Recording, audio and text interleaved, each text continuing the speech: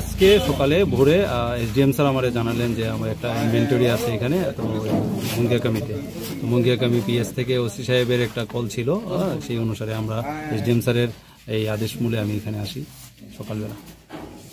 Sir এই যে গাঁজা ধরা হয়েছে বা কতজনকে আটক করা হয়েছে? শুধু ড্রাইভারকে পাওয়া গেছে, একজন অ্যাপ্রক্সিমেটলি তো আমরা পরিমাণটা ঠিক বলতে পারছি না, তবে 57 বান্ডিল পাওয়া গেছে, প্রত্যেকটাতে 10 কেজি করে আছে। কি গাড়ি ছিল এটা? এটা ট্রাক গাড়ি। কোথা থেকে আসছিল? এটা আগরতলা থেকে এসেছিল, আম্বাসা মুখে যাচ্ছে। স্যার ওই গাড়ির নাম্বার কত? TR 02815113। স্যার আরেকটা বিষয়, এবং আজকে সকালে বিষয়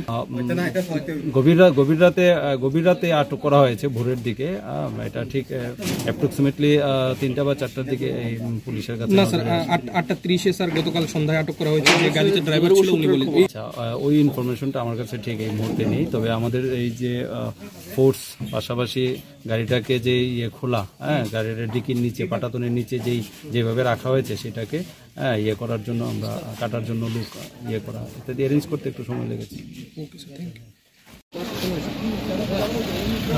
আজকে সকালে আমরা নাকা চেকিং স্টাফ সবসময় আমরা রুটিন ওয়াইজ চেকিং করা হয় এই 41 মাইল নাকা পয়েন্টে। তো আজকে আমরা একটা গাড়ি তেলামোড়ার দিক থেকে আমবাসার দিকে যাইতেছিল, তো আমরা নাকা পয়েন্টে আটকাইছি।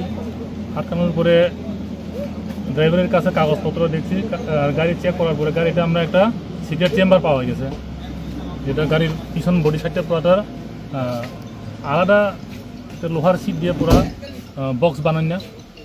এরপরে আমরা ড্রাইভারের জিজ্ঞাসা করার পরে ড্রাইভার এই বিষয়ে কোনো সতর্ক দিতে পারে নাই। সঙ্গে সঙ্গে আমরা চেক করছি, কইরা দেখছি কিনে গাঁজা প্যাকেট পাওয়া গেছে। এরপর আমরা SDM, আমরা TCM আর ভিডিও ম্যাডাম, SDO ম্যাডাম সবাই ঘটনাস্থলে আসেন, স্পটে আসেন। আসলে আয়রন করা কাজটা গাড়ি থেকে গাঁজা বাই করা হয়েছে। কতটুকু গাঁজা রিকভারি হয়েছে? গাঁজা 570 কেজি গাঁজা রিকভারি করা হয়েছে। বাজার মূল্য কত? বাজার মূল্য আনুমানিক 1 কোটি 14 লক্ষ টাকা এরকম। গাড়িটা সকলে ধরা হয়েছে।